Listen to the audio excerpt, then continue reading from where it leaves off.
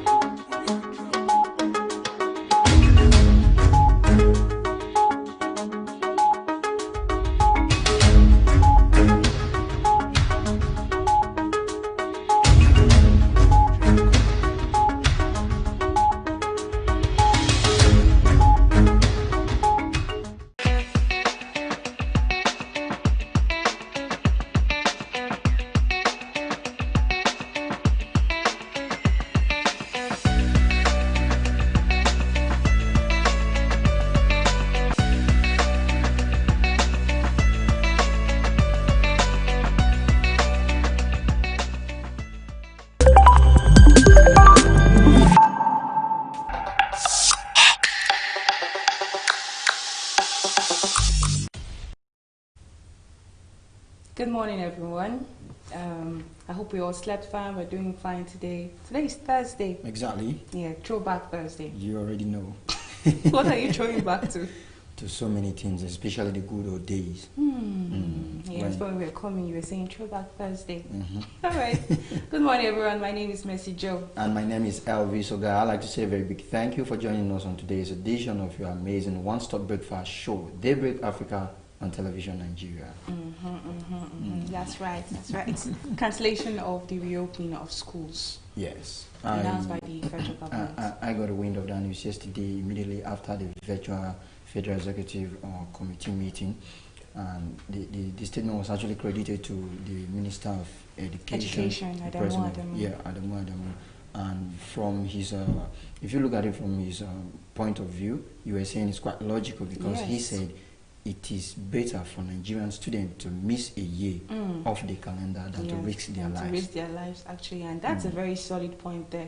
And then also, in the same light, he's asking the WAEC Council to actually reconsider the commencement of the examinations. And I was asking this question you were asking. Okay, commencing the exams, only Nigeria will be excluded, and the other West African countries, they're going to write the exams, and what happens to Nigeria? I think that's where the statement we just talked about become very, very important and pertinent.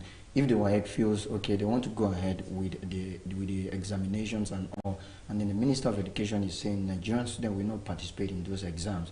He has already given his reasons why we should consider not participating in the exams. Yeah. You know, the other day I was telling you that there's this particular country that said they are not till 2021 before they do anything like school.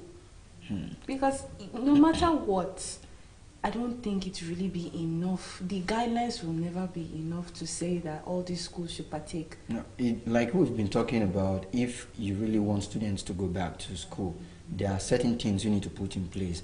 And then how religious are we going to see the follow-up to these guidelines we're putting in place? While we all know, I don't want to call it a penchant for misappropriation of things that we happen to find around this part of the world, because we're trying to compare the resumption of schools in other parts of the world like China and every other places, and some of those modalities they were able to put on ground. I talked about how they were able to demarcate the seat of the student like a workstation, and then I was talking about something attached to their uniforms like sounds like wing, and give them that space and all. We're going to see all some of those things in place around here. And you were asking, because there was this part of the statement I talked about unity schools, and where it's not really clear if it's only unity schools that are going to be excluded or exempted from these exams, or it's all the schools, or only government schools, or like, you know, that was the question I was asking. We need serious clarification on that one. Really, because if you're still saying it's just the unity schools, that's the government schools, federal schools, if you're saying only them will be able to participate, will not be able to participate in the WAEC examinations, that means you're giving a go-ahead for the private schools to be able to go ahead for the WAEC examination. So in the place in the society where there are two people, so you see this set of students being able to go for the WAEC exams, don't forget that due to some certain conditions, the private institutions have actually been enjoying a high level of patronage. Yes, and like you said, if this thing is not holistic and they allow private schools to go into the examination, it will now give parents more reasons why they should remove their wards or children from the public schools to the private school. So it gives more points to the debate between the private school and the public school, which is actually better. Every time we talk about things that actually happen as a result of our educational institution, apart from what happened in the classroom and things, certain things that will necessarily inform people's decision to which they really want to go with, I now ask, what is the societal response, societal approach to product of these different institutions? How well do we treat people from public schools versus the private school? People tell you, okay, in the public schools they don't teach, or they don't really give them what they are supposed to give them. Yes, or they just come to the classroom and just we have the curriculum in place. Are we using different curriculums for private and public schools? No. Then what is the reason you feel the students or the teachers in the public schools are not performing well? We talk about where they are not being given enough motivation. They are being owed. They are being owed entitlement, salaries for months, and then even when they retire, they don't really get their entitlements and emolument. And people tend to look at all of those things. If we really want to get it right with the system, we need to tackle the problems from the root. And now, like you said. All right. Airlines, they have started the movements, and only 5 flights have been granted approval to actually fly. I think the other day we went to the airport and we saw a very low turnout of people coming to the airport, although people were putting on their face masks and all being so cautious about everything. But one of the first statements I got this morning that actually got me elated is the fact that I had a particular sentence that I've not really heard for quite some times now, where Immaculata came into the office quite early, and I was like, why are you up this early? She said the person she normally joins to work said their boss have a flight to catch by 9 a.m. so they needed to be in the office by 7. I can't remember the last time I heard somebody trying to catch a flight. So it's all good. It's going to have a very very big and then positive effect on the economy to an extent.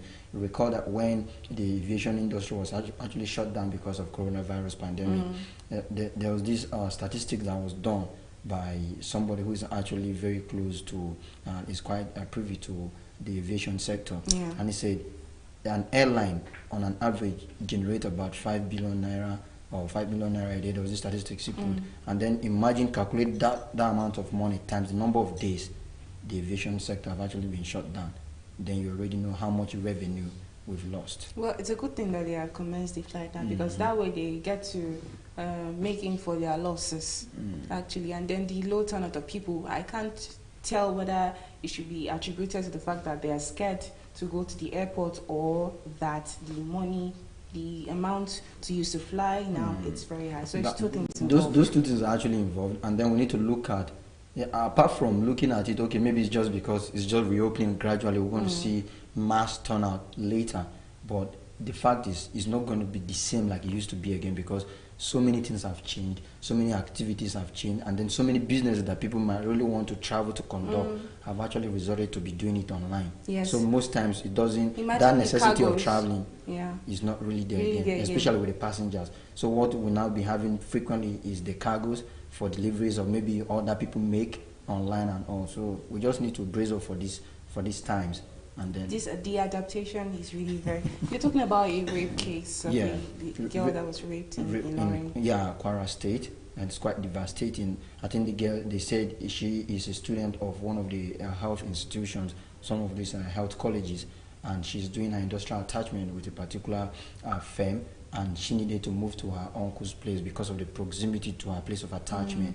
So she left home on Saturday for work, and she was not seen till later, and the uncle had to lodge a complaint with the police, and the police found her dead body close to a stream on Sunday morning with machete cuts all over her body, and there was that suspicion that she must have been raped before she was killed. Okay, it's actually not very confirmed yet. If she I actually saw the pictures, and like she still had her clothes on, and but and then sadly again from Nasarawa State, we heard about a very elderly person raping 2 minors from that state again. You know, yesterday we were talking about the sexual harassment bill. Another day we've been talking about the rape case bill and whatever that was pushed in the National Assembly. Now, but it doesn't look like people are even being scared enough. That's why the Kaduna State governor is actually pushing for castration as penalty for penal amputation. That's what he called for any rape case. Because I don't understand. It's like they are not scared. They keep doing this over and over and over again. And it's confusing. The lawlessness that has actually been breeding in the society, I don't really know what it has grown so big. What it can be attributed to. But to a large extent, you might really want to peg it to the fact that so many people do so many wrong things and they get away with it. Yeah. So by the time we start having people to answer for their crimes, because or for their all wrongdoings, those previous rape cases that we've been having till now, we've not found anybody. No, most times they will tell you people are held in detention, but people really want to see court trials. People really want to see court trials and convictions, and then possibly the penalty being meted out on them. If we don't do it that way, trust me, we might not be able to defeat because we haven't seen anyone of recent that, okay, all of the rape cases that we've been seeing in the past times, we haven't seen any that they've said, okay, they were able to point that this was actually the person. You know, when the rape cases actually were most serious, especially with the Justice for Uwa, we talked about several other things. That was when the age of consent came in, because there was actually this gray area covering it, unclear situations concerning it, where some people believe age of consent was 11 years until we had to bring in somebody who, to 18 years. to correct it, even though they said across different states, some states have not really adopted the new 18 years. And we're trying to look at why. We'll now take a look at child marriage, which is actually another societal issue we need to look at. I remember when because it's still happening. Yeah, it's happening. I remember this time this campaign was actually very serious. They talk about child not bride. You remember people that spearheaded that with a whole lot of placards and then inscription on their T-shirt. But apart from that, when we talk about rape cases, there are whole different areas that we really need to do things regarding those areas so that we'll be able to get it right. When I talk about the willingness or the frequency of people speaking up when they are victims of rape cases. When we look at it that way, you know, say why is it that people don't speak up when they are victims of rape? Maybe the response of the society or the act of the society, stigmatization comes in. But that's when you're now talking about the bill being put in place. So there's a place for to protect these people. Because it's true. The first thing that she's thinking about is, what are you going to say? The first question they start asking is, what was she putting on? Where was she? Where were you going at that time? What were you doing? I mean, there's freedom of movement though. You know, so there are several things that we tend to overlook, maybe consciously or unconsciously we might not know. And somebody was like, okay, somebody happens to be a rape victim, and then you put out this girl picture, like, okay, this is the girl that was raped, blah, blah, blah. And then the perpetrators of the dastard ad or dastardly ad, they are never seen. They are never seen, and you don't get to see their pictures. At the end of the day, they end up stigmatizing this girl.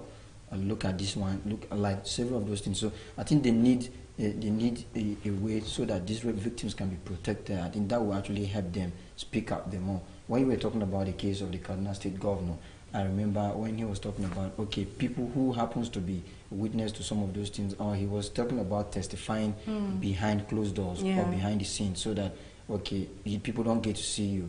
These are some of those things we can they can put in place to that encourage people speaking up. Situation better and make people to speak up, and not 10 years after, 20 years after. Exactly.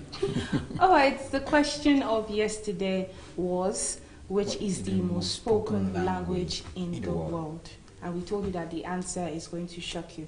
So later in the program, we'll reveal the winner of the question that we asked, and then we'll drop the question of the day. And, you know, we talked about our book, the prize. This is it. So our winner, you're going to get this, don't worry, it's here with us. All right, it's time for the newspaper review. So we'll go on the break, and then when we come back, we're going to take a look at the dailies this morning. There are a lot of false information about the coronavirus. These are the facts. People of all ages can be affected by the coronavirus. However, older people and people with pre-existing medical conditions such as asthma, diabetes, heart diseases are more vulnerable to the disease. It is not for old people alone. Gargling salt and warm water or chewing garlic and ginger cannot prevent the virus. Drinking alcohol, hot lemon, palm oil or chloroquine will not kill the virus. The virus cannot be transmitted through mosquito bites. Antibiotics do not work against the viruses. Antibiotics work only against bacteria. Boiling pineapple peels, lime and ginger does not kill the virus. Putting raw onions in rooms will not ward off the virus. Using or spraying Dettol, special oils, and water all over your body cannot kill the virus. There is no scientific evidence that cooking, drinking, or eating any of these is an effective treatment for coronavirus. Do not self-medicate and take responsibility by sharing only verified messages from health authorities such as NCDC, Federal Ministry of Health, and WHO.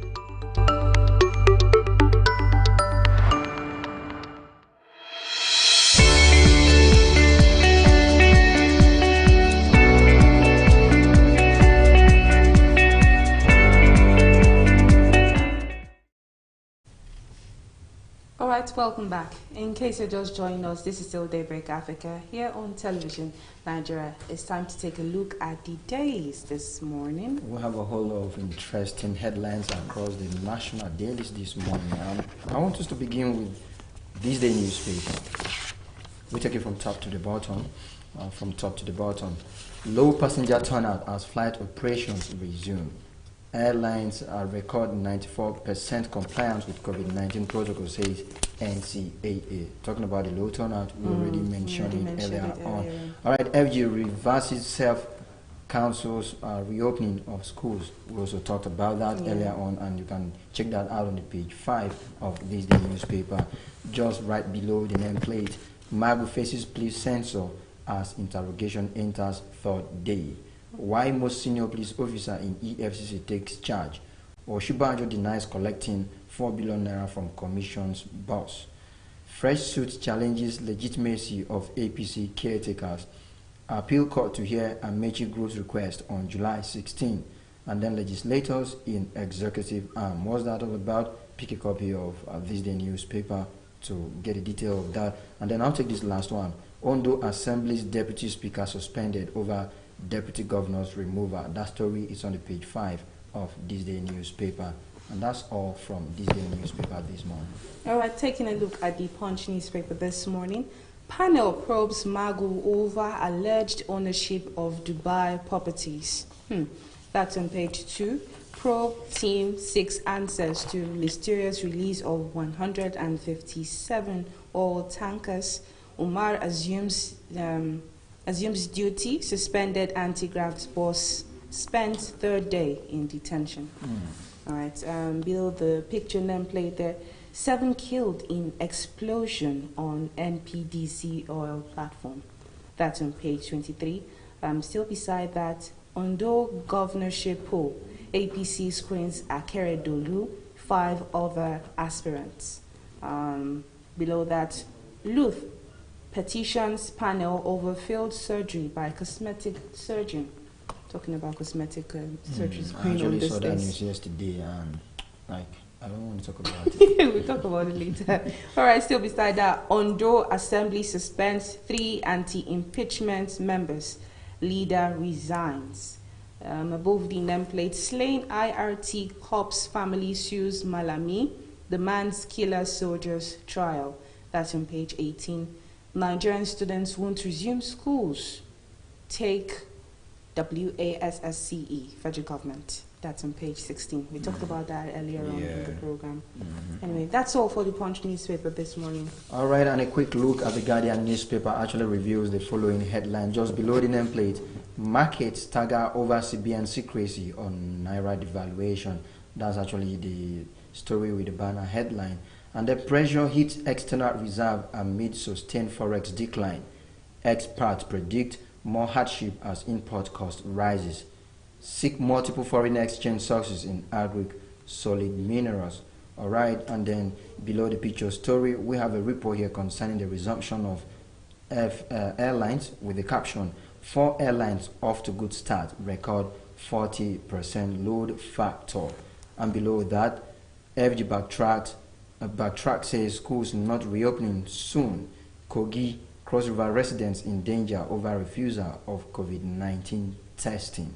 Ondo Assembly suspends Deputy Speaker, 2 others. Omar replaces Magu as EFCC chair. Still concerning the resumption of flight, Dana Aero contractors join today. NCAA OKs or 8 airlines, more airports for reopening. Yeah, initially it was actually Abuja, Lagos, and then more airports now are following suit. Exactly. All right, moving to the Daily Sun newspaper this morning. The big headline here, Magu gets 2 days to prepare legal defense. Again, appears before presidential panel from custody.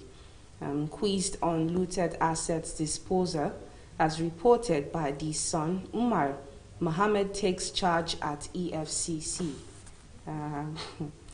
This funny headline here. Below that, Church of Satan demolished in Abia, leader arrested. His bad influence to community, that's coming from the local government boss. Beside that, federal government makes U-turn on schools resumption, pulls out of WAEC for Unity schools. Impeachment, Ondo Assembly suspends Deputy Speaker, 2 others. That's on page 27 of the Daily Sun newspaper. I'll take this final headline here. 7 die in NMPC explosion at Benin River valve station. That's on page 26 and 37. So that does it for the Daily Sun newspaper. All right, let's quickly move on to the Nigerian Tribune and see headlines we have from that. National Daily, and above the nameplate, impeachment, Ondo Assembly suspends Deputy Speaker, 2 others, Majority Leader resigns. APC Caretaker Committee sticks to indirect primary. That story is on the page 6 of the Nigerian Tribune. And beside that, Omar assumes duty as EFCC acting boss. Magu return to FCID. Probe continues. You can actually check that out on the page 3 of the Nigerian Tribune. We also have 2 soldiers killed, 17 Boko Haram terrorists neutralized in Borno. And then below the nameplate, FIRS extends tax debt payments to August 31st. It's on the page 5 of the Nigerian Tribune.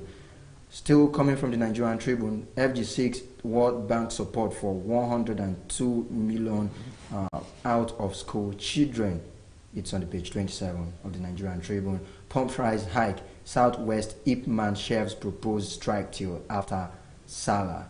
And the banner headline from Nigerian Tribune says, FG says students can't resume now, may not sit for 2020 WASI. Wants states to reconsider reopening of schools. And then please arrest herbalists, others linked to Ibadan killings. You can pick a copy of the Nigerian Tribune to get the details of the stories and even more. All right, taking a look at the Nation newspaper this morning. Magu, panel widens probe. Top EFCC and FIU officials to testify. Anti-graft chief grilled for 10 hours. Salami promises fairness, justice.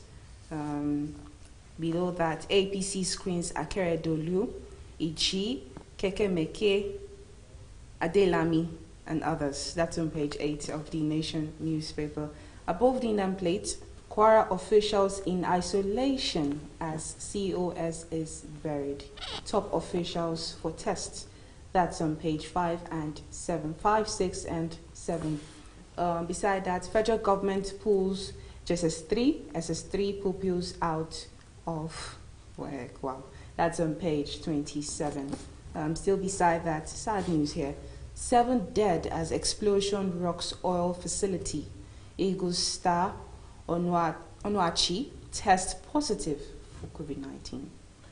That's all on the headlines this morning for the Nation newspaper. You can get a hold of the newspaper to get more stories. All right, and now let's take a look at the Daily Times. The banner headline from Daily Times reads, PDP insists on Mago's probe. And then concerning the aviation industry, flight operations commence as FAAN, that's Fan Titans and Security. We have a report here concerning corruption. $9.8 billion is gift from friends, says Yakubu.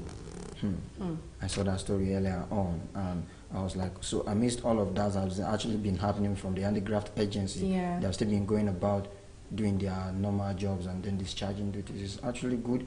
Whoever is actually found wanting or is under any suspicion, allegation, accusation should actually be made to answer, because that will actually reinforce the confidence of the citizens on the system entirely. Exactly. Have a point there. All right, moving to the Business Day newspaper. This is my final paper here. Okay. Here's where wealth managers in Nigeria are telling clients to park cash. Inside story, what planned third mainland bridge closure means to Lagos motorists. You want to understand that headline, it's on page 2 of the Business Day newspaper. Below that, COVID-19, federal government reverses self on schools resumption, postpones work indefinitely. That's on page 45 of the Business Day newspaper, and that does it on my desk. Talking about federal government actually making a U-turn concerning school reopening or resumption, and even participating in the WIAC. I'm trying to see beyond that. You know, Nigeria has actually been known as a big brother to so many African countries, and then so many African countries tend to take cue from whatever Nigeria do. So I'm seeing a situation, you know, West African Examination Council is a regional body for the West African countries. And if Nigeria is saying this, are we expecting the likes of other West African countries like Ghana and the rest to actually go ahead or put a hold? I think we would love to see how this whole thing is going to play out eventually. All right. You know, we're actually having a very important guest on the program today. this morning, and he's in person of Mr. William Inalegun. Wilson Inalegun, rather. Inalegun. Yeah. He's a retired assistant inspector general of police, and he'll be with us on the program. We're going to be discussing about police reforms in the country, and then we'll ask him some questions. If you have some questions as well, you can drop your comments for us there, and then we probably ask him the same questions that you want answered for us. Our question for yesterday was, which is the most spoken language in the world?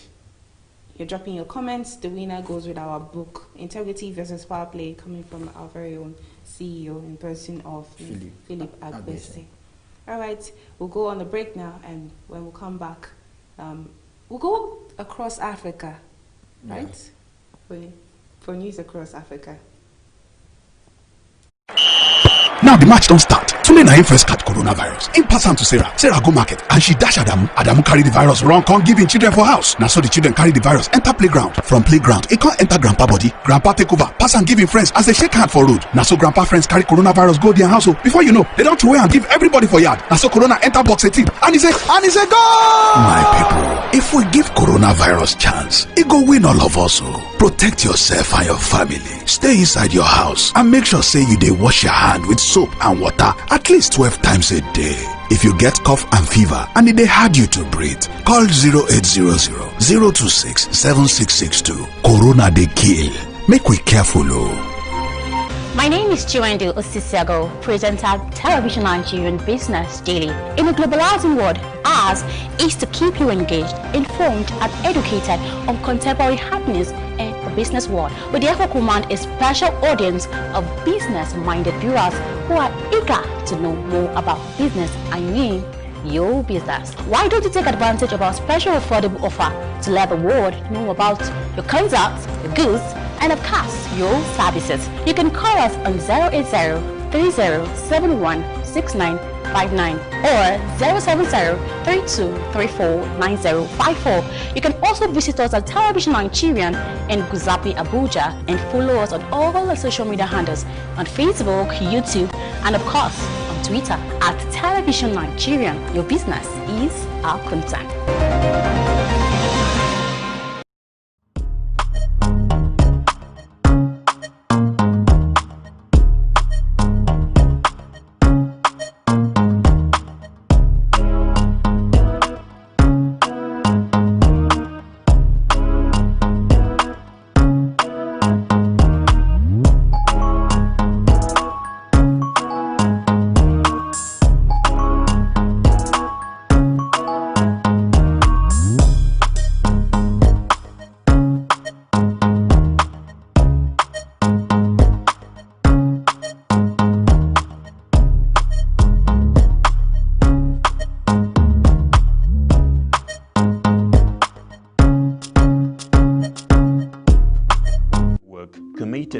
serving you the very best in online and offline television programming.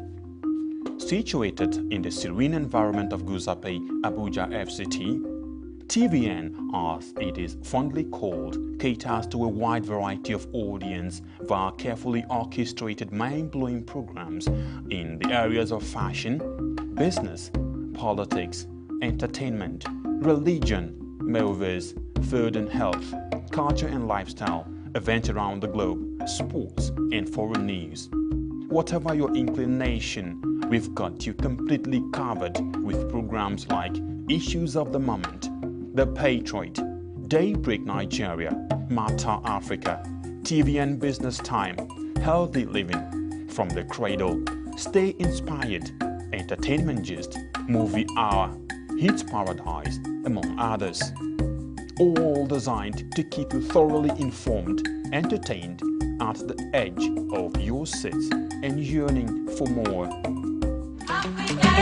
Welcome to News Across Africa on Daybreak Africa. Now, the Zimbabwean President Emerson Mnangagwa has sacked his health minister, who has been charged with corruption over illegally awarding a $20 million contract for coronavirus testing equipment. 66-year-old Obadia Moyo was arrested in June following an investigation by the country's Anti-Corruption Commission. He has been released on bail and is scheduled to appear in court on July 31. President Chief Secretary Mishek Simbanda confirmed that Moyo has been sacked from office for conduct inappropriate for a government minister. The sacked Moyo is accused of awarding a $20 contract to Drugs Consort SAGL, a Dubai-based company created just months ago to supply personal protective equipment and COVID-19 test kits. After Zimbabwe's opposition condemned the deal, the government cancelled all contracts with the company, according to local media reports. Moyo also faces charges in 2 other cases, which date back to last year for the supply of general medical equipment to public hospitals. In Nigeria, President Muhammadu Buhari has suspended the acting chairman of the Economic and Financial Crimes Commission, Ibrahim Magu, on charges of embezzlement. Magu was on Monday invited to appear before a presidential panel that reviews the agency activities. His summons is believed to have been the result of a recent petition from Nigeria's Minister of Justice and Attorney General, Abubakar Malami. Acting chairman of the Economic and Financial Crimes Commission was questioned for hours by an interagency committee led by a former Court of Appeal judge, Ayo Salami. He was subsequently detained for further questioning. Ibrahim Magu has been the EFCC's acting chairman since 2015, with his appointment twice rejected by Nigeria's Senate due to a damaging report about his suitability for the role. But many observers say Magu's suspension is politically motivated, adding that many Nigerian elites want him sacked. The Ivorian government has confirmed the death of Prime Minister Amadou Gon Coulibaly.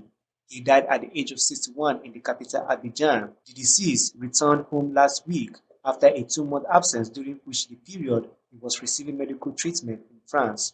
Coulibaly is a close ally of Ouattara and has held the Prime Minister portfolio since 2017. He was the presidential candidate of the ruling rally of Republicans Party in the upcoming polls meant to choose a new president, as incumbent Alassane Ouattara leaves office after 2 terms. The party elected him as flag bearer in March 2020 October polls. He had been part of a cabinet meeting yesterday morning, according to reports. His official Twitter handle posted messages lauding the effort and leadership of Ouattara. UN Chief Antonio Guterres says foreign interference in Libya has reached an unprecedented level. He told a virtual meeting of the UN Security Council that the conflict had entered a new phase, and he was alarmed by the military build-up and the number of mercenaries involved. Germany's Foreign Minister Heiko Maas called for a halt to the supply of all arms to Libya to help end foreign interference. Earlier, Russia's Foreign Minister Sergei Lavrov was reported as saying that the Libyan renegade general Khalifa Haftar was ready to sign a ceasefire agreement. Russia is among a number of countries, including Egypt and the United Arab Emirates, that support General Haftar. The government forces are heavily backed by Turkey. That is the much we have for you on News Across Africa. Daybreak Africa continues shortly.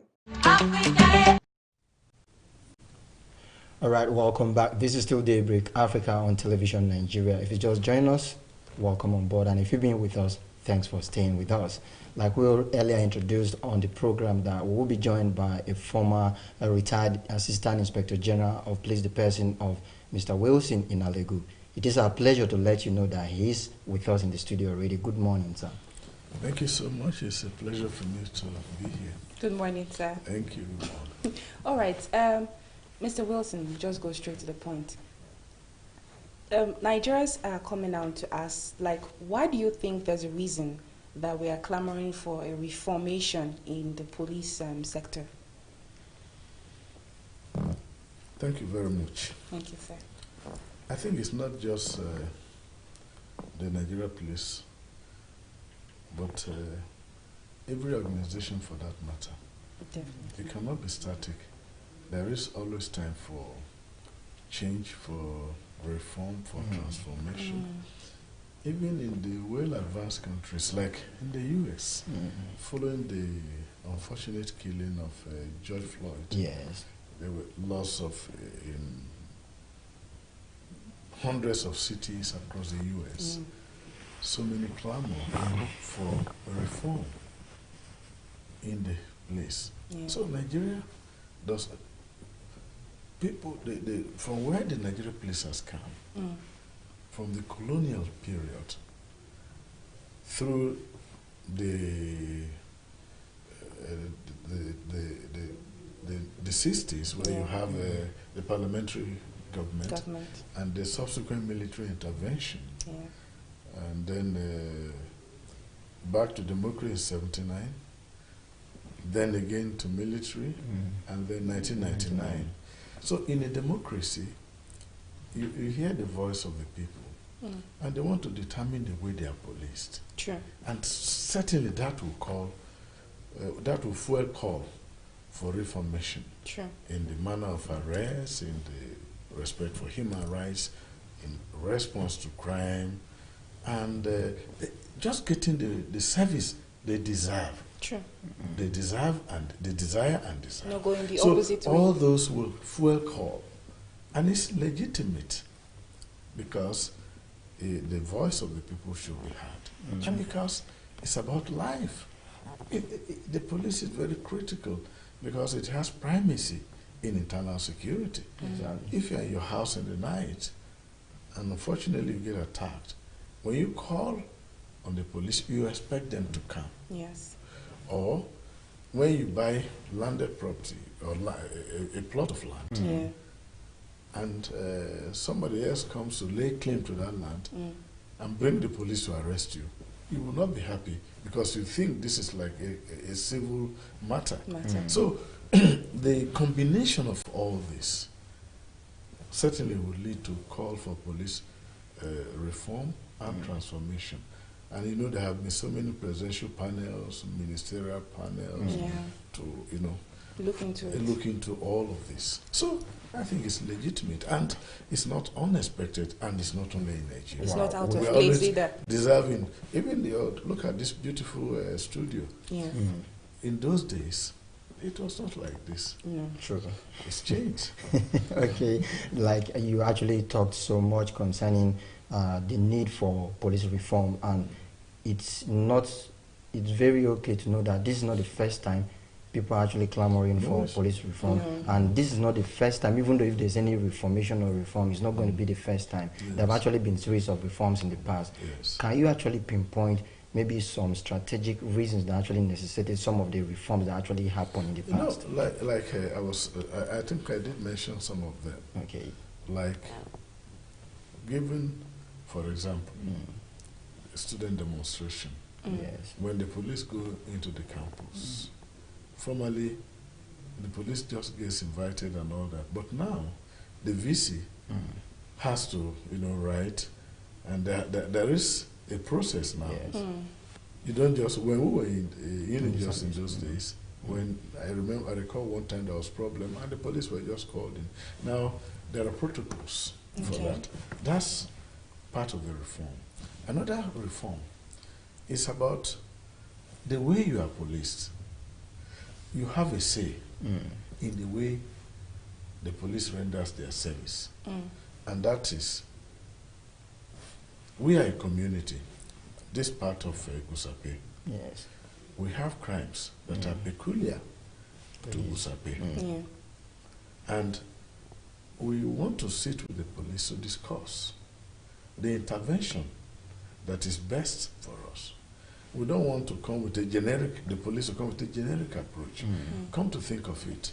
Now, maybe if you're in Wuse Market, for example, what goes on there? Maybe a woman is going to the market, somebody snatches her bag or her phone, or somebody buys something he wants to return. You know, the policing priority there will be different from Gusape, which is more of a residential area. Yeah, it's true. And so the police, the public is saying, look, you cannot use a generic approach to police us. This community we want to have a say in the way we are policed. And having that say, that is the police and the public coming together to agree on common approach to policing. Wow. That is community policing. So, what am I saying? Community policing is now prioritized. So in certain policing priorities, you've got to take input from the community. You've got to form a kind of partnership. And that's why you have Community Relations Committee, bringing members of the community to negotiate, to deliberate, to discuss with them. So that is community policing. So it's part of the reform. Wow. And then the USAID, the UK Department for International Development and all that, and GIZ, the German, this thing, all coming to think of forensic science. GIZ came also to support the police in the way you collect evidence. For example, when there is a case of rape, how do you treat the victim? Do you just put the victim on the counter and begin to ask questions that could further embarrass? So some cabins are created, and the guy is taken there and interviewed in private, so that privacy can be maintained, and there will be dignity. So it's all part of the reform in the way you handle sexual abuse offenses, like rape, indecent assault, and the rest of them. And then in the way you respond to critical incidents. And they begin to say, look, we call the police. In 5 minutes, they are not there. And so the police say, look, these are our helplines. If you call us within 5 minutes or 3 minutes, we should be there. And so if they are not there, you question. So these are the processes of reform. In the way, it's okay, land case, the police has no hand.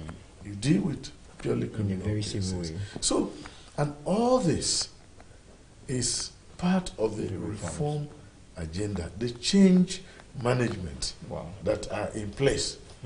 So this is how it is. All right, I have a question. Okay. So yesterday on the program, we were talking about the sexual harassment bill for tertiary institutions that have come in place in the country now. And we're trying to give an analysis whereby winking, whistling, and probably sexual compliments are now offensive, and you can present them to the law. I'm sure the first people that any of these students will meet after probably their school management will be the police. And I asked the question, how do you tender such offense as an evidence to the police when you go there to them? You know, when you're investigating a case, what the investigator is looking at is, how do you link, is there any link with this crime to the suspect? That is, did the person wink? Did the person do this? Yeah. You've got to tender those evidences. When you meet the police, you must have evidence. True. You must have witnesses. And so what the investigator seeks to establish, a linkage with the person accused or suspected, believed to have committed this crime. The procedure, you know, in a crime, you have the criminal intention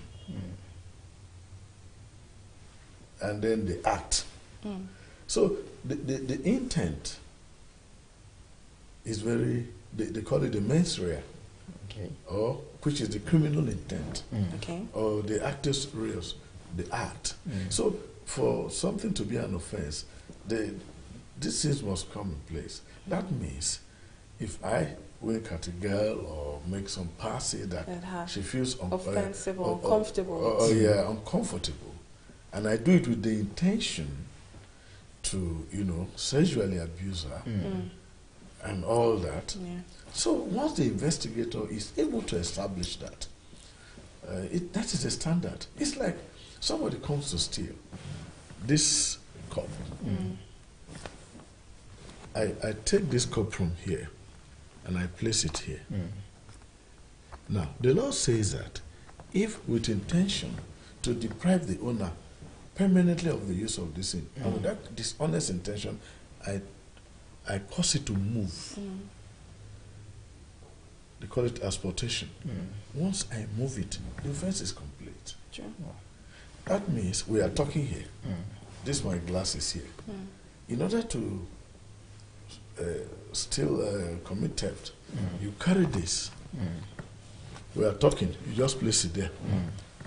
I start looking for it. I said, they have stolen my thing. Yeah.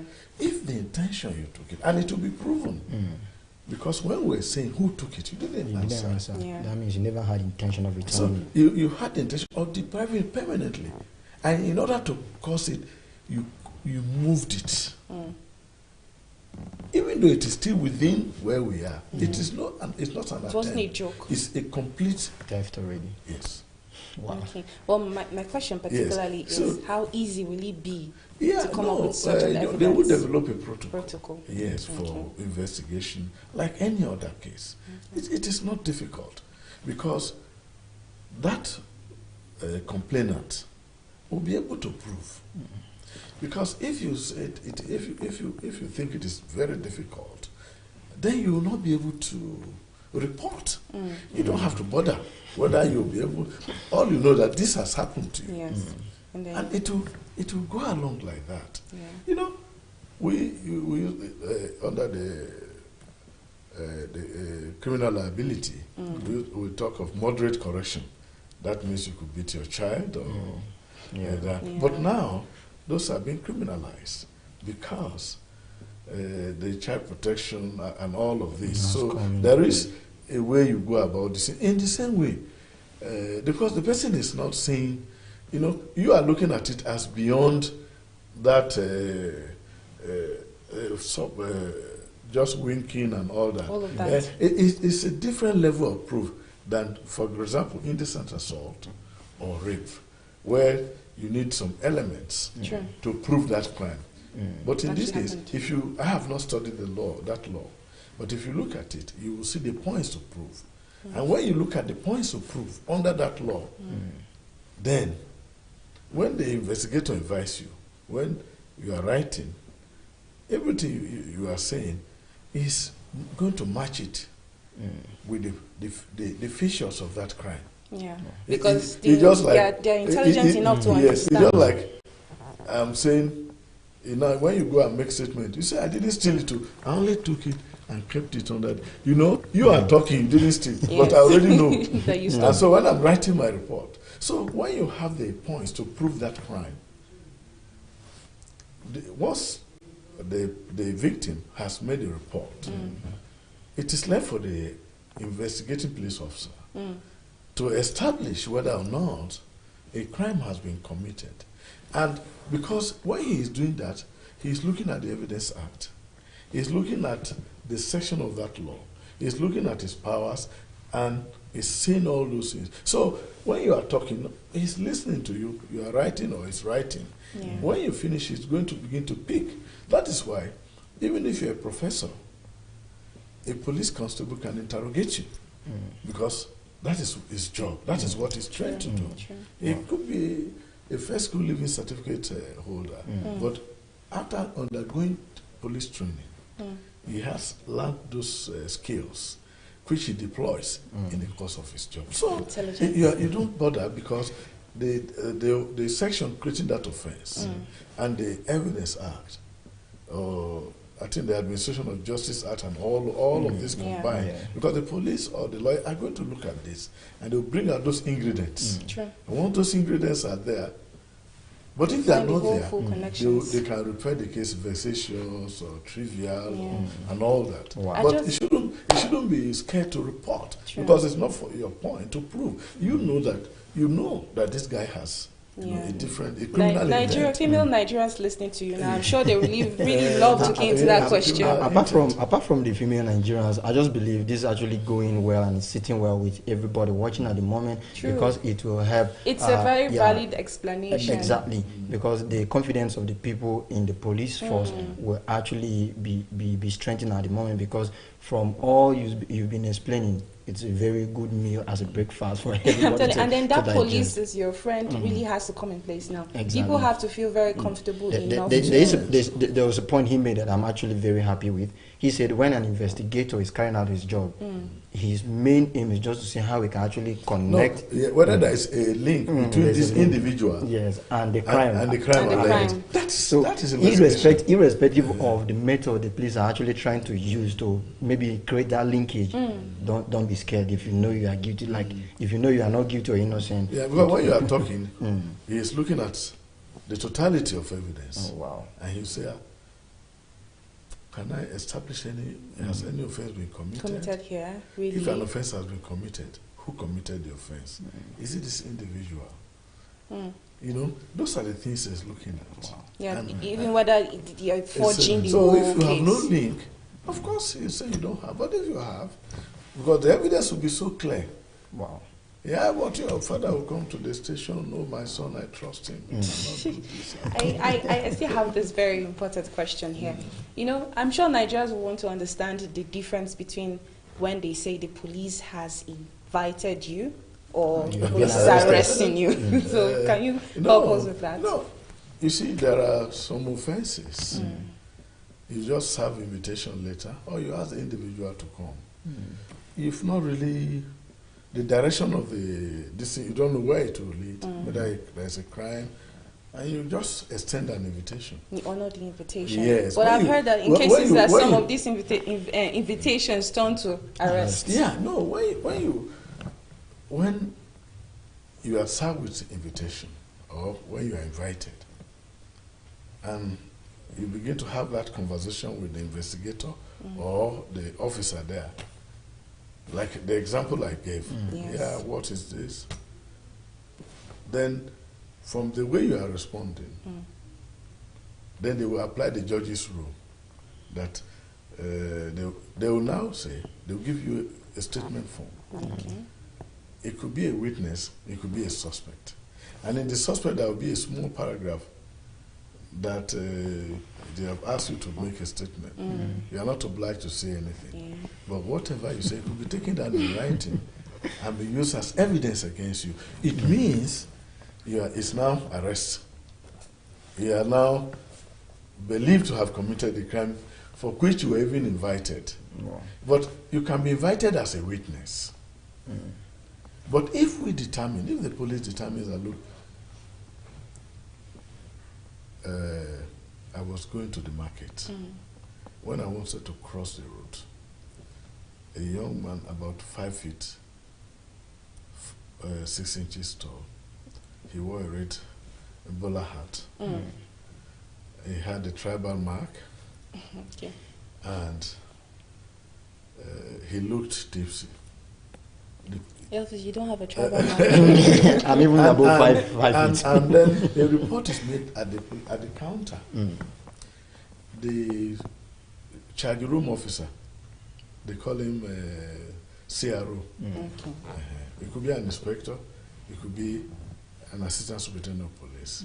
Will now send a police officer to go and arrest, and they come. The description fits you. There and then, they place you under arrest. Wow.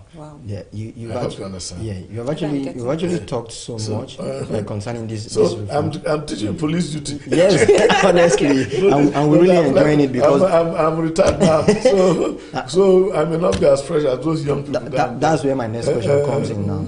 Like you are saying this, most Nigerians are actually watching at the moment, and they will be like, oh, so we have police that are actually this nice, that actually understand the pains of the people, like. They know that they need to carry the people along. The people have the right to contribute the way they want to be policed. That is community policing. Okay. Community policing is not about forming vigilante. As far as we were taught. Anyway. And like we people have encounter with the police on a daily, and they don't really get to see the way you are making it look like, okay, we all know the police is actually supposed to be a very civil force that is related with the people to an extent.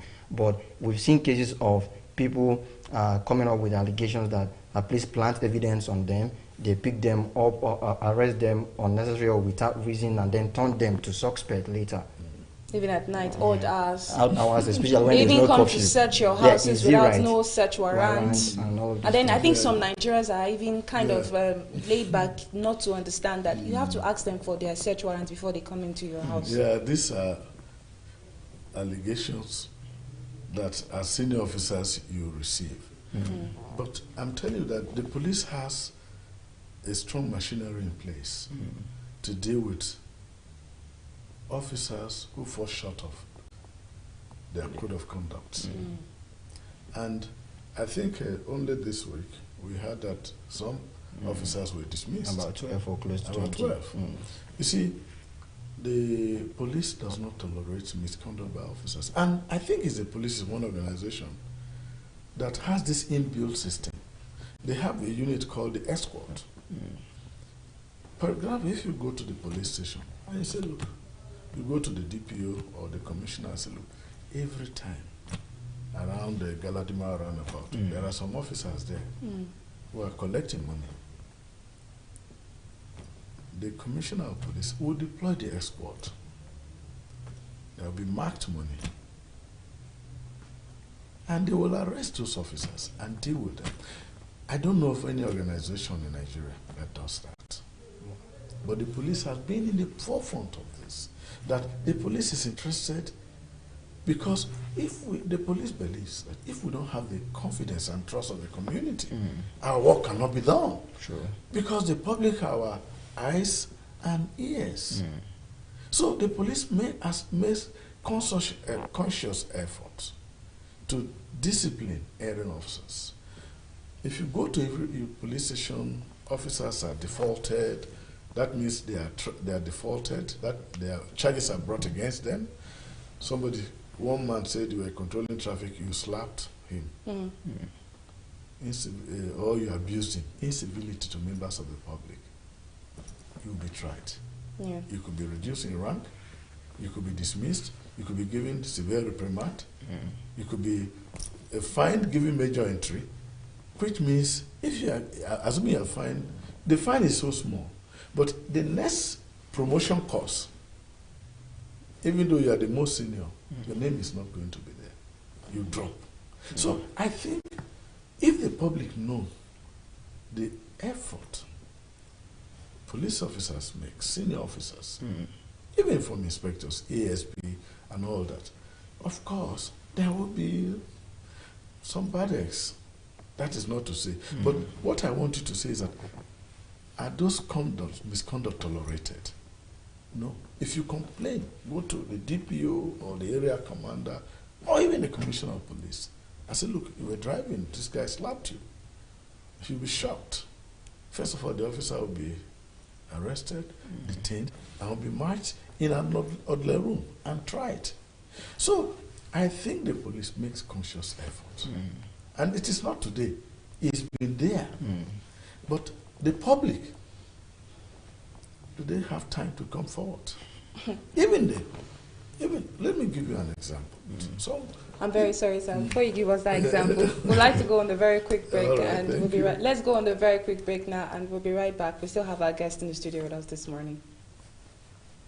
My name is Chiwendu Osisiago, presenter Television Nigerian Business Daily. In a globalizing world, ours is to keep you engaged, informed, and educated on contemporary happenings in the business world. We therefore command a special audience of business-minded viewers who are eager to know more about business. I mean, your business. Why don't you take advantage of our special affordable offer to let the world know about your concepts, your goods, and of course, your services? You can call us on 080-3071-6959 or 070-3234-9054.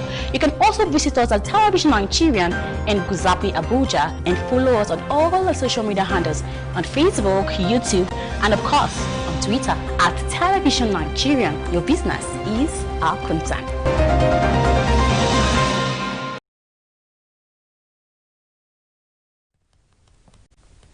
All right, welcome back. You're still on to Daybreak Africa on Television Nigeria, and we've been talking with retired Assistant Inspector General of Police, the person of Mr. Wilson Inaligu, and it's been super awesome. Him fielding so many questions from us, and I know the viewers are actually happy that we've been actually asking questions that have been on their mind. So you were explaining something before we went on that break. Yeah, talking of an example. No, a member of the public came to me. I was then Commissioner of Police, FCT. Wow.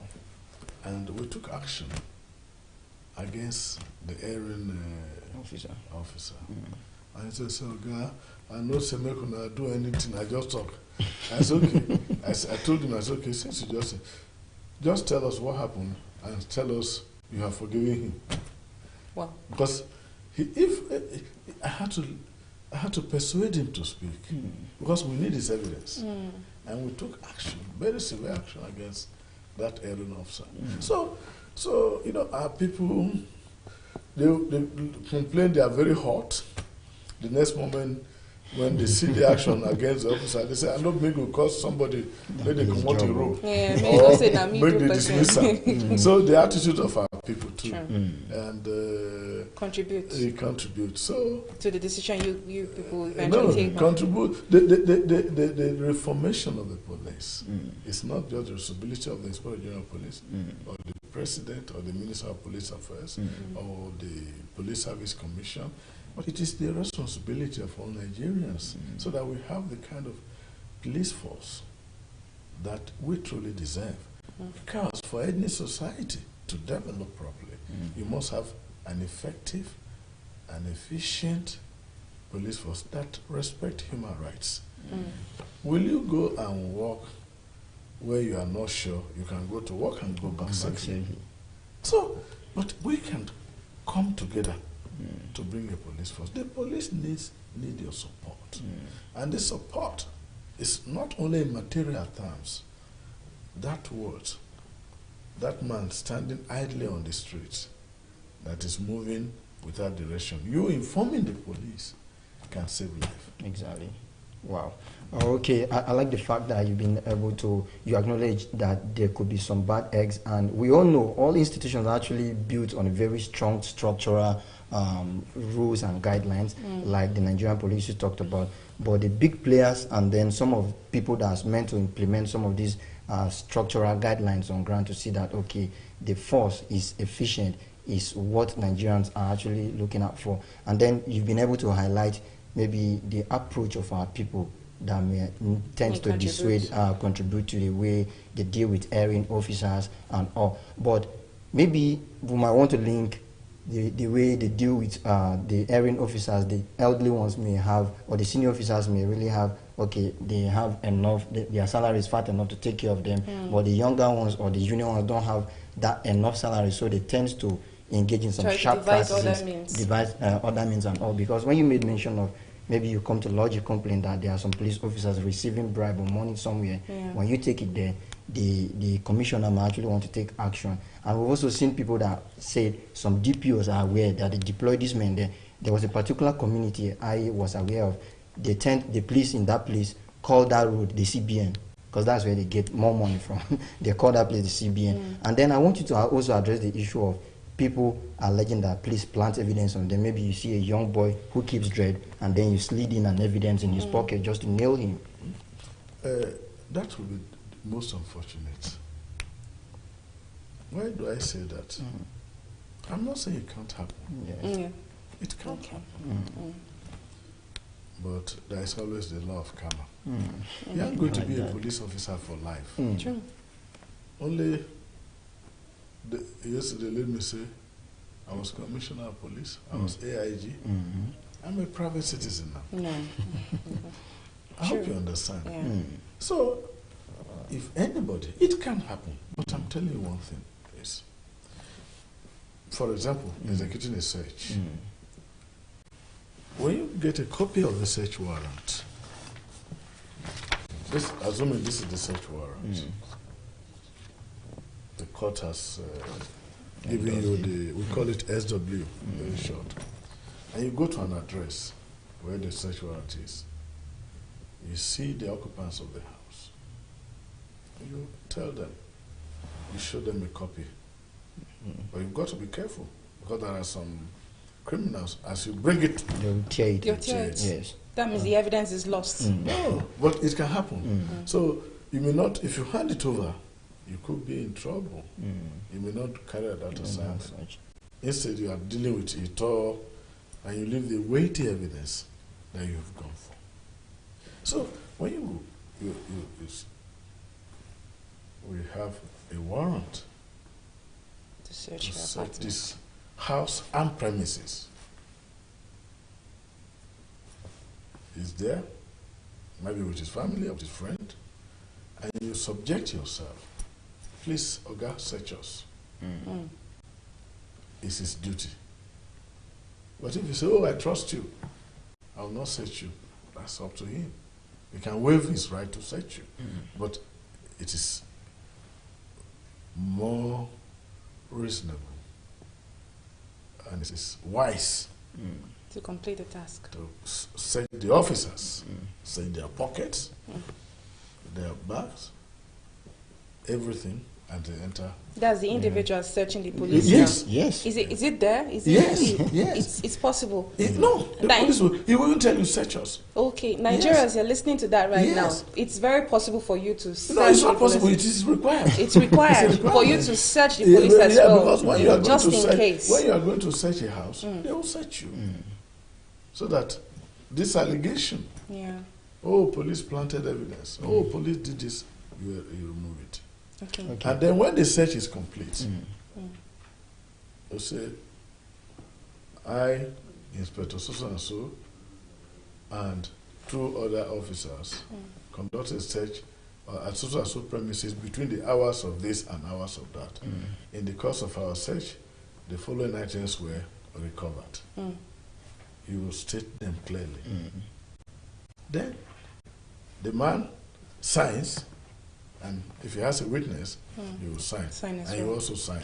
So that's for residents. But what happens when maybe a police officer accosts you on the road and they try to search your property? Yeah, no. If a police officer accosts you on the road, he will be executing based on his power to stop and search. Okay. So when he stops you on the road, you can also say, okay, I'm not carrying anything. But if you must search, let me also see that you are not carrying anything. Very important information. It will not give you the power on the road. It will not give you a warrant. Okay. Yeah, because you can imagine. It means people will not go from here to local jail. You have a long queue of vehicles. Those are spot checks. Okay. Yeah.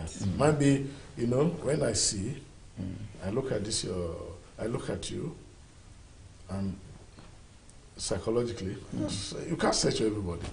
But it's the discretion of the officer. But he's using his power to stop and search as required in the Police Act. Nigerians too should use their own power to also search. And then we hope that hopefully getting this information doesn't mean eventually we get abused for trying to do that as well. No. You see, because it's been happening. Police people are most police officers are very reasonable. But if you can see some of the encounters, when you travel on the road, some of the encounters are unnecessary. But the police are also trained to remain calm under all provocation. But some people just come. So the training that they are given is both psychological. And those are things when the police, and it's part of your obedience to the law. Because the police have the power to stop and search. You are not carrying anything incriminating, and the police is there. You say, okay, if you must search, let me see your hand that you are not planting something. I'm not abusing you, or don't even tell him, so that you are not planting, because you are already insinuating that is a criminal, and that could start an altercation. Therefore, politely tell him, okay, if you must search me, fine. I don't want to go into details. No problem, because I'm aware that most of them are naturally very provoked. Our time is fast ticking away, but I want us to talk about community policing and state policing. Is it the same thing? If it's not the same thing, which one is more viable for Nigerians now? And considering the fact that when we're talking about state policing, people tend to consider what the state government have actually been doing with INEC. Are we not going to see similar situation when the state policing?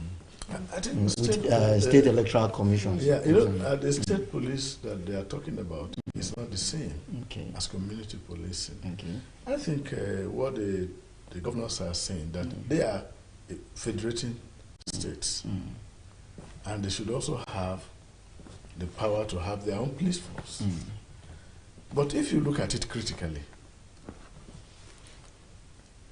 it's about law enforcement. Policing is about law enforcement. Do you know LASMA? Yes. Have you heard of LASMA in Lagos? Yes, sir. They are traffic police. They are more or less. Or VIO, are the name.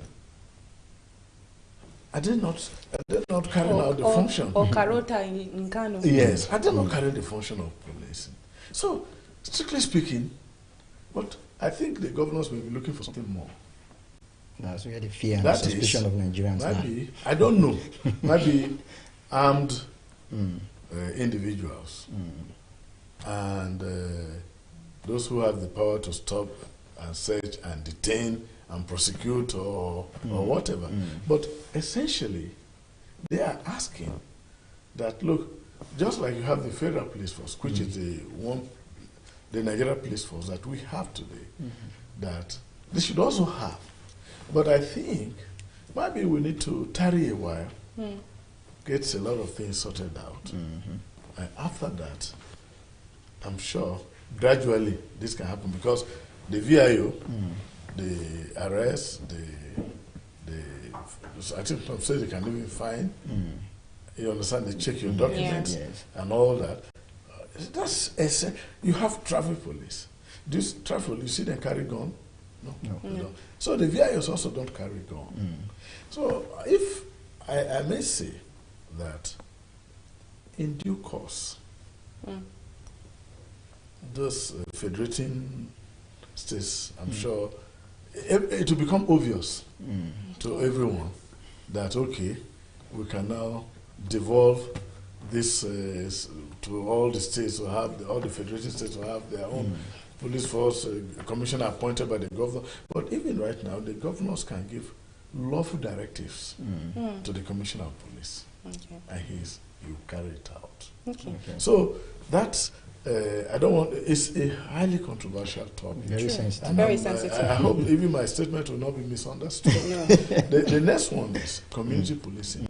I told you that community policing is about the police and the public coming together to deliberate on the ways they are policed. And I gave an example of Wuse and Gusape. So when you are setting up your policing priorities, you look at what are the crimes prevalent, what are the crimes of concern to Gusape, what are the crimes of concern to Valley or Kwali. Might be kidnapping, highway armed robbery, because they're on the highway. Might be is farmers headers clash. But in Gusape, maybe one guy enter your house through the roof or through the window and violate just to steal your TV. Steal your TV. So that is what community policing seeks to achieve is the public and the community coming together, identify crimes of concern, adopt means and methods to address these crimes of concern. Because if I go and deploy mobile police, army in Gusape neighborhood, everybody will be afraid. What's going on? But if I do that, where there is headers, farmers clash, kidnapping on the highway, it will be understood. Do you understand? Yeah. So when we are talking about community policing, it's the public and the police coming together identify crimes of concern in that community, adopt common approach to solving that problem. Wow. That is community policing. Mr. Wilson, very, very lengthy talk there. I'm telling you. You know, this talk is such that if you begin it now, you won't be able to finish it up even by tomorrow. Thank you very much, Mr. Wilson, for being with us on the program this morning. Thank you for the invitation. We hope to see you again. Thank you. All right, our question for yesterday was, what is the most spoken language in the world? And our winner is Dorothy John. And the right answer is Chinese. We told you yesterday that the answer will shock you. Because even shocked her herself. She was thinking it's English, yeah? I literally didn't get the answer myself. I thought it was English language. And I heard Chinese. I was like, oh, Chinese. All right, that's our question for yesterday. And our winner is Dorothy John. So please kindly communicate with us so that we can give you and hand over your book to you. And our question for today is, who is the author of Harry Potter's series? You have to get that right. Most of us are Harry Potter's fans, right from the olden days, those days. Right, that's our question for today. Who is the author of the Harry Potter series? And we'll be leaving you with Street Creed on POS. What's the full meaning of POS by Nigerians? My name is Messi Joe. And my name is Elvis Oga. I'd like to say a very big thank you for being part of this show. Join us tomorrow, same time, same place. Until then, bye-bye, and do have yourself a wonderful day.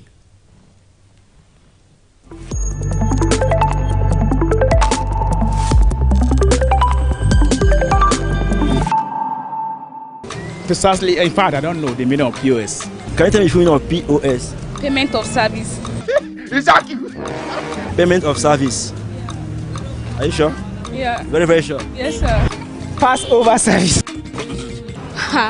I don't know, because I've even asked my boss the meaning of the POS and I don't know. I've not gotten the answer. I don't know the meaning. The acronym, that POS. Do you know the full meaning? Can you tell me the full meaning? I don't know. You were not informed too. Continue. Let me just try is